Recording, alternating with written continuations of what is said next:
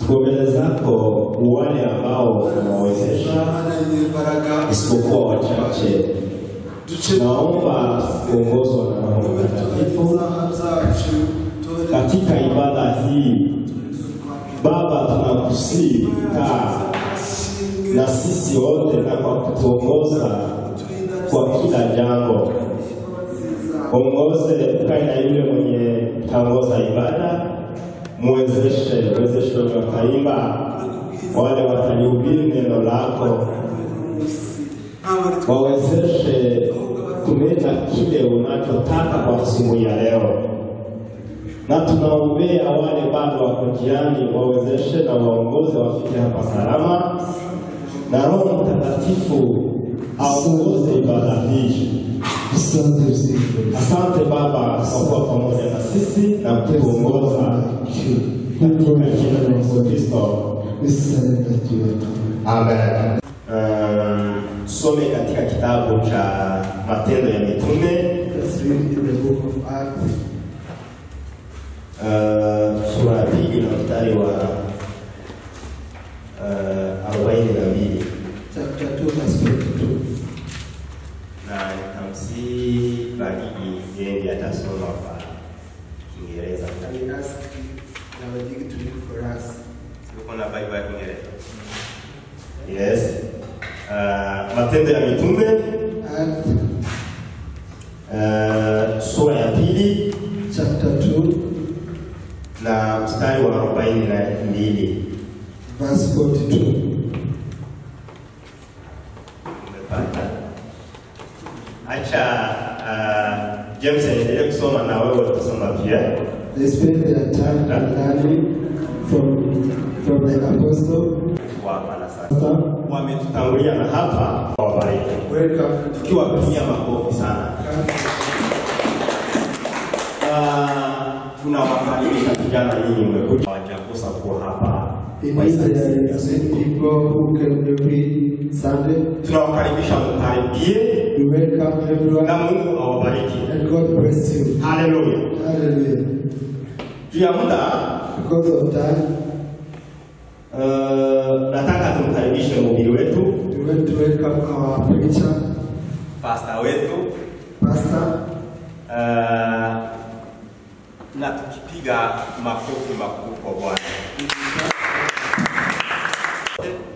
Stand up to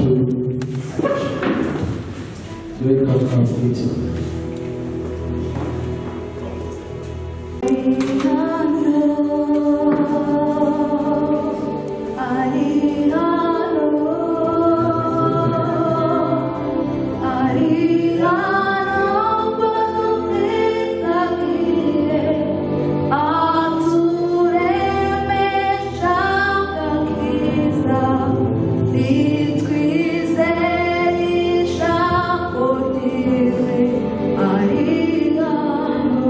Yes, I am.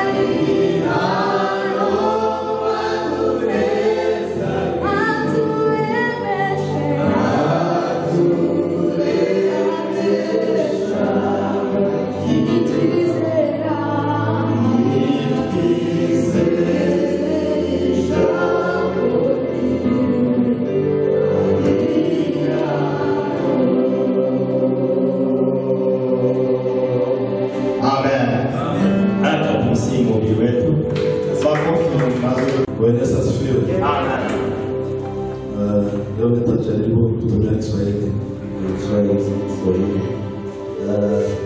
Nashukuru Mungu ambaye ametuwezesha siku leo. I thank God for this morning. Na tumesimama mbele yenu ili tunene neno la Bwana. We stand before you to talk the word of God. Asubuhi ya leo ni asubuhi nzuri. So it is a wonderful morning. Tutasoma neno la Mungu. We just read the word of God.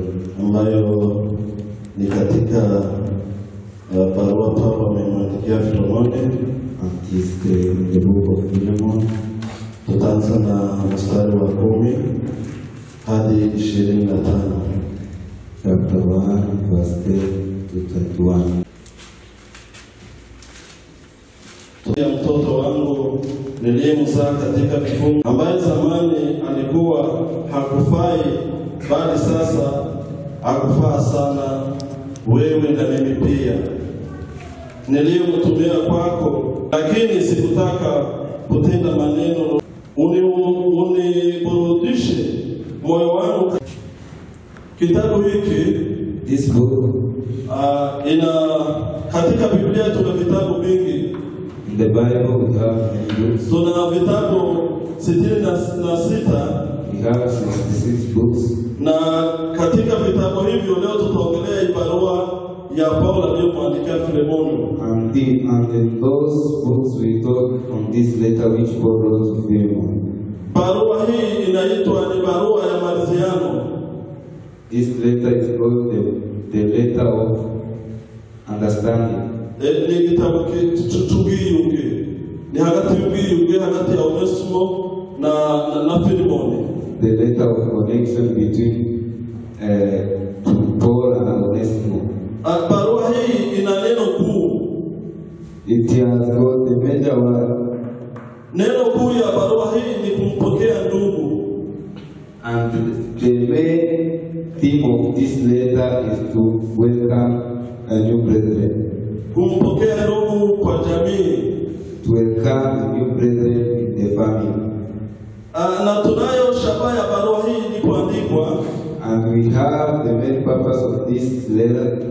Shabaha ya barua hii ni kwa kumuomba Onesimo ampokee ilikuwa ni kumuomba Filemoni samani ampokee Onesimo, ndio mwana naye hakufurahi. And Philemon was not happy. Maana mali yake imeibiwa. Because his wealth was gone. Na huyo Onesimo akatorokea huko Roma. And Onesimo ran to Rome. Na wakati alipotorokea Roma akajikuta anaingia kwa jela. And when he was in the Rome, he found himself in the jail. Na wakati alipofika huko jela, and when he was in the jail, akamkuta Paulo yuko ndani ya jela. He found the man of God in the jail. Akamkuta Timotheo ndani ya jela. He found Timothy too. Akamkuta Luka ndani ya jela. He found Luke. Hao wote wakamhubiria na akaokoka. And they preached to him and he was saved. Wakristo wapendwa, tunaye Roho Mtakatifu ambaye anatutetea. Brethren, we have the Holy Spirit which speaks for us. Na huyo ndiye anatuombea kwa Baba. And he prays to the Father. Ingawa tumefanya makosa kadhaa, although we are sinners, lakini tunaye Roho ambaye anatutetea kwa Mungu. but we still have the Spirit of God which speaks unto us. Hallelujah. Amen. Hallelujah. Amen. Huyu Filemoni wakati alipokea Onesimo, Philemon received Onesimo. alimpokea kama vile mwana mpotevu. He received him as alimpokea kama vile mwana mpotevu. he received him as a lost son. Tunaposoma katika Injili ya Luka, when we read the book of Luke, sura ya 15, chapter 15, mstari wa 21 hadi 24, verse 21 to 24. sisi tunaweza soma kidogo. Let us read. Injili ya Luka, Is the book of Luke, ni 15 chapter 15, mstari tuanze kwa mstari wa 21. Injili ya Luka ni sura 15 na haya yake 21 mpaka 24. Tolekesi huyu kijana mpotevu alipokwenda akaharibu mali na kisha akarudi kwa babaye. Tolekesi baba alimpokea. Yule mwana akamwambia, baba, nimekosa juu ya mbingu na mbele yako, sistahili kuitwa mwana wako tena. Lakini baba alimwambia watumwa wake, leteni mpesi vazi lililo bora, mkavike, mteni na mpete kidoleni na viatu miguuni. Muleteni ndama yule aliyenona, mkamchinje, nasi tule na kufurahi. 24. Kwa kuwa huyu mwanangu alikuwa amekufa naye amefufuka, alikuwa amepotea naye ameonekana. Wakaanza kushangilia. Semeni amen. Amen. Wakaanza kushangilia maana yule alikuwa amepotea amerudi kwa babaye. And they started to rejoice because the one who was lost was back. Ingawa mliharibu mali ya wazazi, lakini baba angali anakutegea mikono ili uje kwangu nitakusamehe. Although you spent wrongly the wealth of the parent, but still God is welcoming you. Inamaanisha tukifanya makosa mbele ya Mungu, tunapotubu Bwana anatupokea na kutukumbatia. So if we sin against God, God is still, if we repent, God is still able to forgive us. Pia hapa tunaona mtume Paulo alipoomba akamwomba Filemoni ili ampokee Onesimo kama mtoto mpendwa. That's why Paul was seeking that Philemon should receive Onesimo in joy. Inatubidi na sisi tuwe wapatanishi. So it is up to us also to be the connectors. Patanishi between yule ambaye umekosea na yule mtu mwingine, wewe uwe mpatanishi. So we must be a mediator between two people. Tunapofanya makosa, tunayo yule Roho Mtakatifu ambaye anasema wewe umekosea fulani, ukamwombe msamaha. So if we sin, the Spirit of God tells us that we are wrong to seek for repentance. Ndipo Yesu akasema, njoo kwangu nyote ambayo mmelemewa na mizigo, muje nitawapumzisha. That's why God said, come near to me those who are tired of their sin, I will. Hapo tunaeleza kwa Injili ya Mathayo sura 11 na aya 28. That is in the book of Matthew chapter 28. Paulo akamsifu Filemoni kumpokea na kumsamehe huyo mkora. Paul seeked Philemon to forgive Na Onesimo, Filemoni akamsamehe huyo mkora. and Philemon did so. Lengo la Mungu ilikuwa huyu mkora apate uzima wa milele. The target of God was Onesimo to receive the everlasting life. Kwa kilugha intego y'Imana kwari kugira ngo uyu nguyu wari warabaye umujura, wari warahuza n'umujura, ejo azongera abone ubugingo buhoraho. So in our language it is this man who had lost his life before to receive again the life which he had lost. Birashoboka ko ushobora gutandukana n'umuntu ariko mugatandukana nabi, ejo ukasaba kuriya muntu ntabwo ngo umujura ngo nagende uyabaye buhemu. It is possible to separate with a person. Lakini huyo Onesimo alipofika huko ambapo amekimbilia Roma, hakukuwa tena ntabwo yigera kandi azasura kandi gusubira muri sosiyete y'abantu. Onesimo, when reached to Roma, he was not aware that he will go back. Alifika huko tena akatubu akamwamini Yesu kama So in the jail, he received Jesus Christ and he repented his sin. Wakristo wapendwa, So brethren, neno hili linatufundisha nini? this word tries to teach. Paulo analinganishwa na Mungu. Paul is compared to God, Aliyopenda ulimwengu akamtuma mwanawe.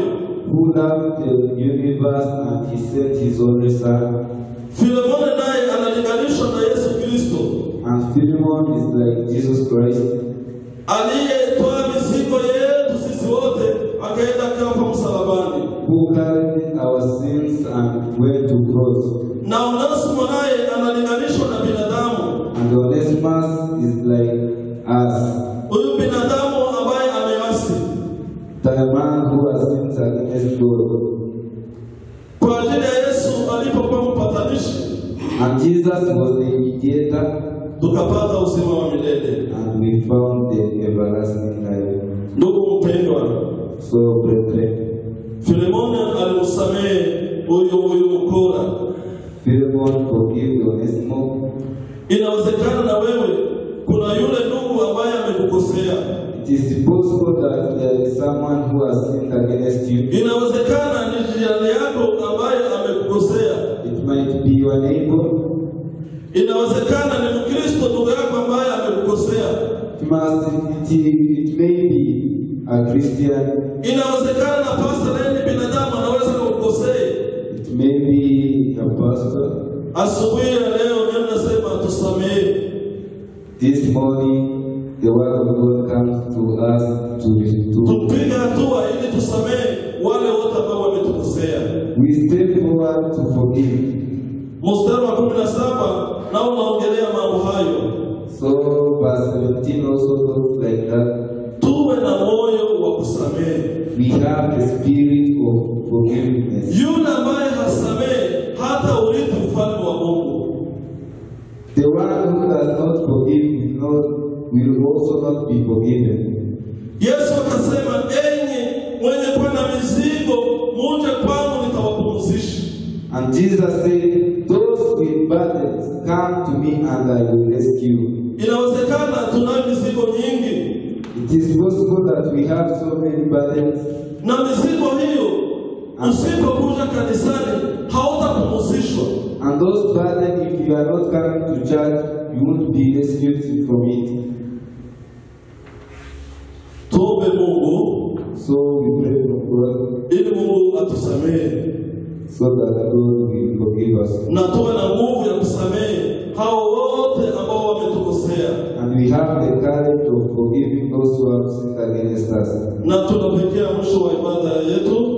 As we are concluding, Kila mtu angalie everybody to check ni kosa gani ambayo umemkosea nduguye, which mistake you have made against your brother, ili Baba atusamehe. so that the Father may forgive you. Tuombe Mungu. Let us pray. Ee Baba Mungu, tazama watoto wangu wanakuja mbele yako. Tunayo mizigo.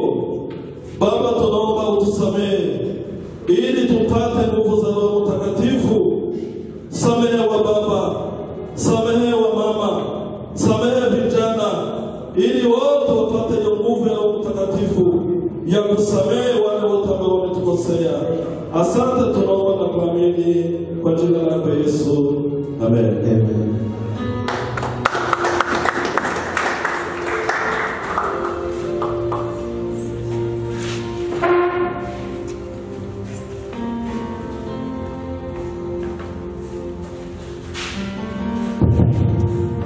Makofi mazuri kwa Yesu. Haleluya. Hallelujah. Pastor amehubiri vizuri sana. Pastor has preached well. Situongeze makofi tena.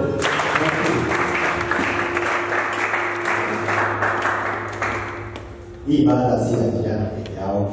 This service is not only Hata for you. mapata kwa kuhubiri kwa Kiswahili. Even the pastor will continue to preach in Ama kwa Kiswahili. Kizungu.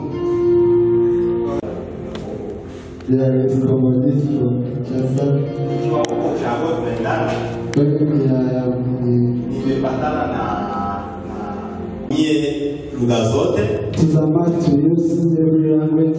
Hatujui wapi tutahubiri. We don't know where we are going to preach. Hata Goma tutaenda. Even on our, I think Canada ndio kuna mahali wanaongea bado Kifaransa. Dans la province de Québec. Wanaongea bado Kifaransa. in Sasa other provinces. hiyo pia ni lugha ya lazima tunaweza tumia. It is a must to use even French. Hata nilikuwa na hamu ya kutumia Kifaransa leo. Lakini nimeogopa, sijaomba ruhusa ya kutumia hiyo lugha. Lakini bado natumia.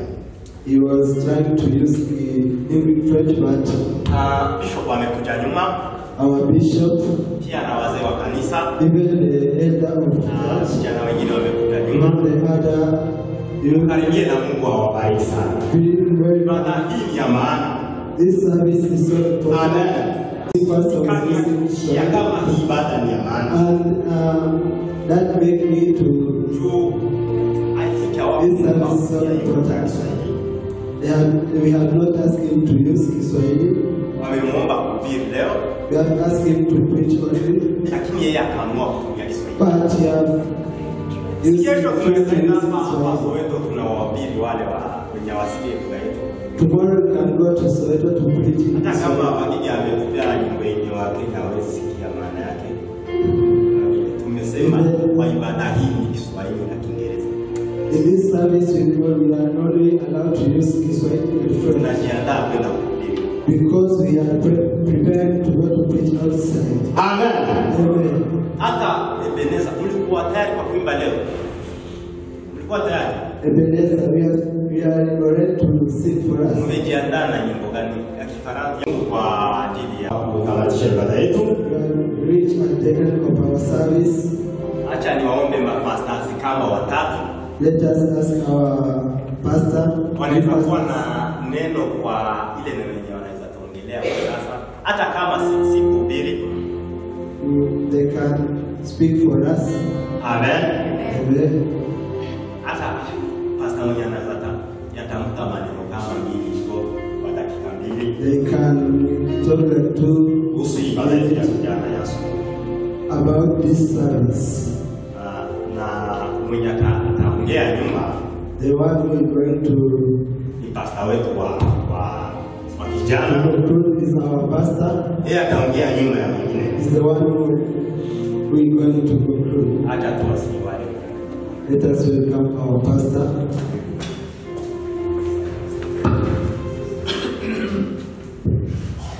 Amen. Amen. Na kwa kusimama hapa kwa nafasi hii ya asubuhi njema, We thank God to stand here for this morning, na ninashukuru kwa kuona nyuso zenu, and we thank God to see you. na ninashukuru Mungu kwa kuwa kwa ibada hii. And I thank God to be in Ni this mara yangu service. ya kwanza kusimama kwa ibada hii, It is my first time to be in this service, so nafurahi sana kwa kusimama. and I am so happy. Nashukuru viongozi wa vijana pamoja na pastor I thank our leader ambao wameandaa ili kuwe hii nafasi ya ibada ya asubuhi. with our pastor who has prepared this service. Kwa nafasi hii ambayo tumepewa ili tuongee, For this time, acha niseme neno moja tu, let us talk one word ndio nipee wengine nafasi. so I can give time for other. Hii This ni wakati wako, is your time. huu ni wakati wako, This is your time. ni wakati wako wa kufanya kazi ya Mungu, It is your time to do the work of God. ni wakati wako wa kusimama. It is your time to stand. Mungu aliumba mtu kwa mfano wake When God created a man in his image, ili amwabudu, ili aonyeshe sifa zake duniani. so that he can praise God. Lakini shetani akaasi, akafanya mtu aasi kwa uwepo wa Mungu. But Satan changed. Yesu akakuja, Jesus came. akakuja kukuokoa na kuniokoa mimi. He came to save me and to save you. kazi yake akamaliza.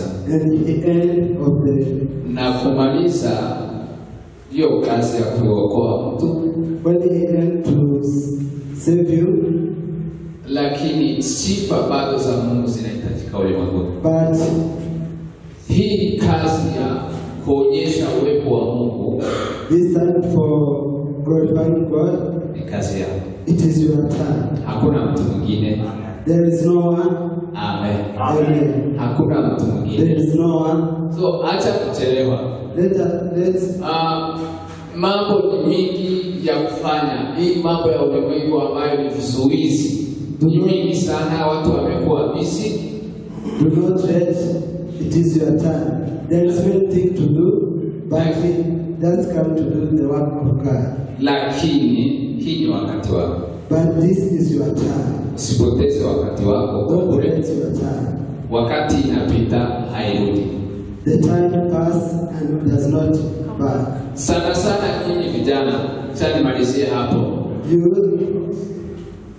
Sana sana nyinyi vijana, you, hapo hiyo miaka yenu ambayo mko nayo. your age, Hiyo miaka yenu mko nayo saa hii. age, Saa hii your age which we have for now, ni miaka ya kufanya kazi yako. it is the time for work for God. So usipoteze wakati bure. Don't lose your time. Simama kwa wakati wako. Stand on your time. Wewe ndiye Kristo wa leo kuonyesha uwepo wa Mungu kwa ulimwengu wa giza. You are Christ for now. Kuna wengi watakubali Mungu kupitia wewe. There is many people. Kuna wengi wataona Yesu kupitia wewe. There is many. Kuna wengi wataokoka kupitia wewe. Kuna wengi watapata amani kupitia wewe. Kuna wengi watapona magonjwa kupitia wewe. Kuna wengi. Many people will So, see. msipoteze wakati kwa vitu bure. Don't let. Hii ni wakati yenu. This is your time. Msimame kwa wakati wenu. Stand on your time. Asante. Mubarikiwe sana.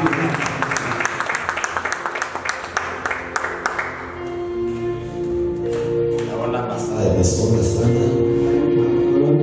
Tayari tumeingia katika ibada ya pili, Let's start our next service. lakini nitaongelea jambo moja tu. But I will talk one Mbele ya kuongelea jambo hilo, ni shukrani kubwa kwa vijana wetu. before I start to speak.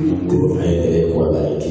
Be blessed by God. You. Na jambo ambalo nilipenda kuambia, The word which I was like to tell you. wakati wa mabadiliko This is the time of change. ni lazima kutumia nguvu nyingi. You must use many power. Wakati mtu anataka mabadiliko, When you need change, ni lazima atumie nguvu nyingi. it is a must to use many strength or energy.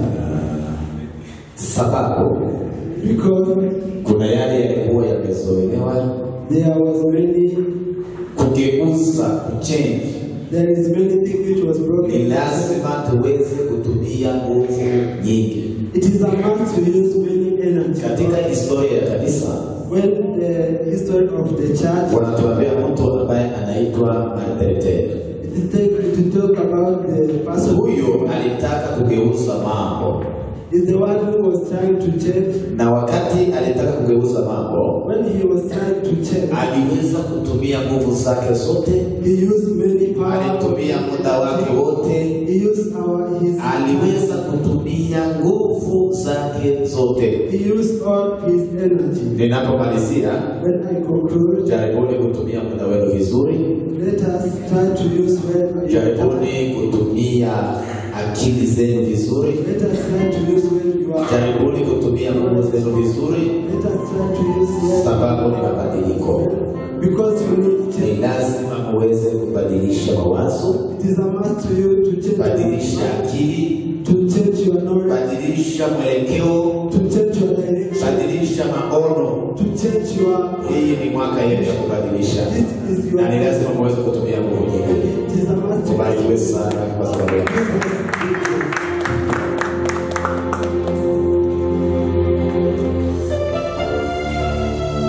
Hatutaongea mengi, We are not going to take much time. bali ni kuwashukuru wale ambao wanakaribu It is to thank everyone kuwa katika ibada hii. to be here sio ibada ya vijana peke yake. This service is not for youth. Hata kama inasimamiwa na vijana, It is led by youth. lakini ni ibada ya kwanza kwa ibada zote ambazo tuko nazo. This is the first service on our church. Hata katika matangazo Even on our, tukosoe ile neno ya kusema ibada ya kitarafu. Yaani kitarafu ni ibada ya tatu. let us try to Sindio? Tukosoe ile tusisikie tena wakisema ibada ya pili. let us try to change our. Nataka kuzungumzia hii. I am going to talk about Bado hesabu ya wale ambao wako hapa ni chache sana. our number is down. Kulingana na wale ambao ni wanamemba wote wa vijana. According to youth which we have on Last week tulikuwa watu 10 na ngapi? Kilo shoto. I think it was 15 or 16. Watu 15 ama 16. Na majina yao tuko nayo. Leo ni wangapi? 22. Leo ni 22. Kumeongezeka wangapi? 6. Hayo majina kuna vile tutakuja kujaribu kuona wale watu ambao wanakuwa hapa katika ibada hii. We are going to look those people who came. Na tutakuja kutaja hayo majina katika ibada main service. And we are going to read this name on our Ili wale ambao hawakuji mahali hapa for those who do not come, hata wasikie ile wimbo, wasikie kama kuna wale ambao wanahitaji service. so that they can change. Last week tutakuja kuonana na committee ya vijana leo tukimalizia ibada. We are going to meet with our leader after service. Na mambo mengi sana tunataka tupate. There is many things which we need to change. Asante sana, Mungu awabariki. Thank you. God bless you.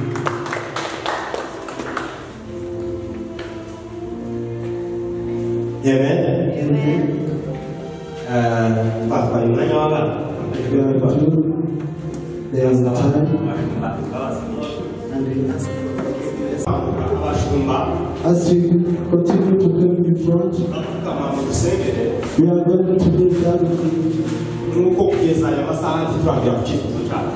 even up to now, we have not reached our target. Tumwe ko byabari icyamunane tutangira saa. This is great. Sunday we start, Umubare w'abitabira prakasi cyane. but the number of those people who came, Rero turasaba ko mutwingingira Imana ngo twebwe turi umusengo wa bagenzi bacu. it is few, but we tell you to Ejo bazita bibaza twabikanye. so that they can come on our service. Uhoraho Mwami Yesu turagushimiye, tugushimiye igitondo cyiza waduhaye kwenda y'amaso yawe. Wewe ni mwaminifu kwa kila jambo. Asante kwa neno lako ambalo Bwana tumeweza kulishwa asubuhi. Hawa vijana wetu wanataka msaada kutoka kwako. Wewe ni nguvu zetu, wewe ni kimbilio letu, wewe ni msingi bora. Acha uweze kuonyesha mambo yao Bwana, waweze kufikia mbali ambao wanataka waweze kufikia. Mtakatifu, mtakatifu, wewe ni kimbilio la vizazi vyote. Wewe ni Mungu unayestahili. Wewe ni Jehova ambaye unaona makubwa. Endelea kuwasaidia, endelea kuwajali, endelea kuwa pamoja nao Bwana. Nguvu za Roho Mtakatifu ziende kuendelea kuambatana nao. Wazidi kuwa pamoja nao Yesu Kristo. Wazidi kuendelea mbele, wazidi kubadilisha mambo ili Bwana kanisa liweze kukua kama vile unavyotaka. Asante sababu utaendelea kuwa pamoja nao. Utawajaza nguvu za Roho Mtakatifu, sababu bila Roho Mtakatifu mambo yote hayawezi kuwezekana. Lakini tunataka zile nguvu ambazo zinawezesha kanisa ziweze kuwasaidia, ziweze kuinua kimaarifa, ziweze kuinua kimawazo, ziweze kubadilisha hata uchumi wao, ili vijana wetu waweze kutembea katika uwepo wako Bwana na katika nuru mtakatifu. Endelea kuwa pamoja nao, endelea kuwasaidia wanapoendelea katika mkutano huo ya ibada yao ya asubuhi. Mtakatifu, endelea kuwapa maono makubwa ya kuweza kuendelesha kazi yako, na jina lako litazidi kubarikiwa, na jina lako litazidi kuinuliwa. Asante, tunaomba yote tukiamini kama utatenda Kristo. Amen. Mubarikiwe sana.